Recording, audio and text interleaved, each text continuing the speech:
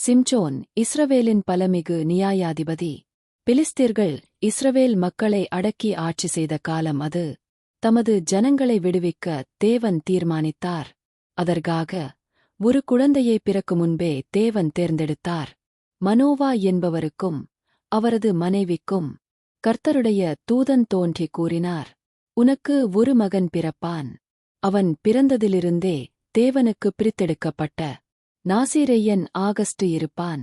அவனுடைய தலைமுடி ஒருபோதும் வெட்டப்படக்கூடாது. அவன் இஸ்ரவேலை பெலிஸ்தியரின் கையிலிருந்து விடுவிக்கத் தொடங்குவான். அந்தக் குழந்தையே சிம்சோன். சிம்சோன் வளர வளர கர்த்தருடைய ஆவி அவன்மேல் வல்லமையாக வந்தது. அதனால் அவன் அதிசயமான பலம் பெற்றான். ஒரு நாள் வழியில் சென்றபோது ஒரு இளம் சிங்கம் அவனைத் தாக்கியது. சிம்சோன் வெறும் கைகளால் அந்த சிங்கத்தை கிழித்தான். மற்றொரு சமயத்தில் ஒரு கழுதையின் தாடை எலும்பை பயன்படுத்தி 1000 பெலிஸ்தீர்களைக் கொன்றான்.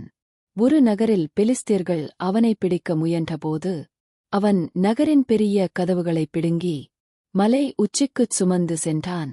இந்த எல்லா பலமும் தேவனிடமிருந்து வந்தது. ஆனால் சிம்சோன் தேவனை அறிந்திருந்தாலும் தனது ஆசைகளை கட்டுப்படுத்தத் தவறினான். அவன் பெலிஸ்திய பெண்களை விரும்பினான். அதில் மிக முக்கியமானவள் தெலிலா. பெலிஸ்திய தலைவர்கள் தெலிலாவிடம் வந்து, சிம்சோனின் பலத்தின் இரகசியத்தை அறிந்து சொல் என்று பெரிய தொகை பணம் வாக்குறுதி அளித்தார்கள். தெலிலா பலமுறை கேட்டபோது சிம்சோன் முதலில் பொய்கள் சொன்னான். ஆனால் இறுதியில் அவன் உண்மையைச் சொன்னான்.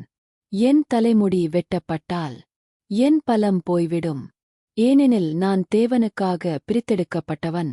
ஒருநாள் சிம்சோன் தூங்கிக் கொண்டிருந்தபோது தெலிலா அவன் தலைமுடியை வெட்டினாள்.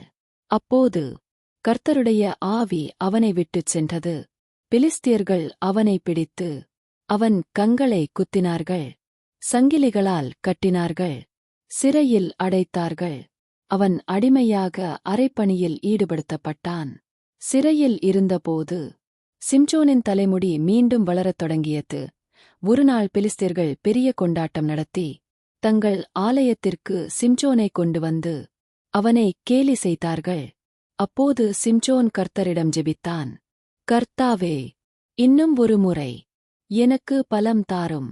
அவன் ஆலயத்தின் 2 முக்கிய தூண்களை பிடித்து அவற்றை வலிமையாகத் தள்ளினான். ஆலயம் இடிந்து விழுந்தது. பல பெலிஸ்தியர்கள் மரணமடைந்தனர். சிம்சோனும் அதில் உயிரிழந்தான். அவன் இறுதியில் செய்த காரியம் அவன் வாழ்நாளில் செய்ததைவிட அதிகமானது. சிம்சோனின் வாழ்க்கையிலிருந்து கற்றுக்கொள்ளும் பாடங்கள். தேவன் தரும் வரங்கள் பெரிய பொறுப்புகள். சுயகட்டுப்பாடு இல்லாத பலம் வீழ்ச்சிக்குக் காரணம். பாவம் விளைவுகளை உண்டாக்கும். மனந்திரும்புதல் மீட்பை தரும். கடைசி வரை தேவன் மனிதனை பயன்படுத்த முடியும்.